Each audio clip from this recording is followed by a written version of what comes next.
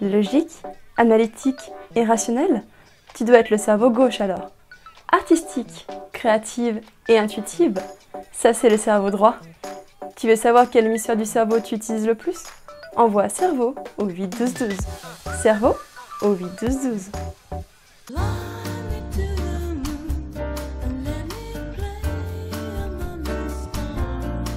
Bienvenue dans Fake Me to the Moon, l'émission où à chaque fois nous analyserons une croyance populaire en psychologie afin de démontrer en quoi elle est fausse. Avant de commencer, je voulais vous remercier du fond du cœur car nous sommes bientôt 500 abonnés sur la chaîne et ça me fait énormément plaisir.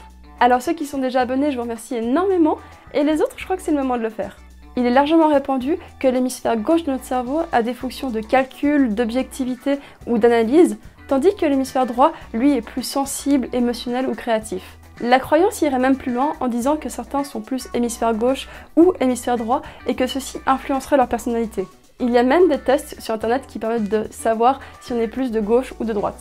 Rien à voir avec la politique là. Pour la petite histoire, j'ai moi-même très longtemps cru en Smith et je crois même qu'on me l'a appris à l'école. Et c'est seulement après un certain nombre d'années en psychologie où je n'ai pas étudié ce phénomène que je me suis dit « y a pas un problème quelque part ?» Je me suis renseignée et j'ai décidé d'en refaire cette vidéo. Il est souvent difficile de dire exactement d'où vient un mythe. Néanmoins, nous avons quelques hypothèses. Pendant longtemps, l'idée générale est que le cerveau était totalement symétrique, à peu près comme le reste du corps d'ailleurs. En 1861, Paul Broca a mis en évidence la célèbre aire de Broca. Les patients dont cette aire était détruite avaient un langage pénible et laborieux. Il attribue donc cette région à la parole. Une autre particularité de cette région est qu'elle est située uniquement à gauche. À partir de cette observation, on remet en cause la symétrie parfaite du cerveau et l'hypothèse de deux hémisphères bien distincts aurait pu en découler. Cependant, en 2013, une étude publiée dans le journal PLOS ONE se penche sur ce sujet. Au passage, je glisse un mot sur ce journal puisque tous les articles y sont gratuits et je trouve ça important que la science soit accessible à tous et pas seulement à ceux qui en ont les moyens.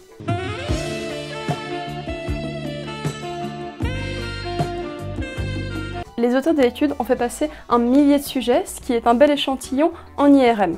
Et ceci pour voir s'il y a plus de connectivité dans un hémisphère plutôt que l'autre, c'est-à-dire s'il est plus utilisé ou bien s'il y a plus de matière grise. Ce qu'ils ont pu montrer est qu'il y a effectivement certaines asymétries, mais elles sont plutôt locales que globales. Certaines personnes utilisent plus certaines régions que d'autres et il y a une certaine variabilité d'un sujet à l'autre, mais on ne parle pas d'un hémisphère entier qui serait plus utilisé que son partenaire.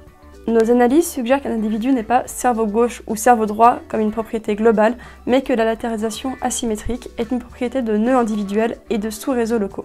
En ce qui concerne le cerveau gauche plutôt logique et le cerveau droit plutôt créatif, là aussi on est à côté de la plaque. Dans sa globalité, le cerveau et ses fonctions sont plutôt symétriques, même si on peut observer certaines différences comme le langage dont je vous parlais en début de vidéo. Un schéma plus cohérent pourrait inclure des connexions dominantes gauche associées au langage et à la perception des stimuli internes, et des connexions dominantes droite associées à l'intention aux stimuli externes. Et maintenant, l'anecdote pour te la péter en soirée. Chez certains gauchers, les fonctions asymétriques sont inversées.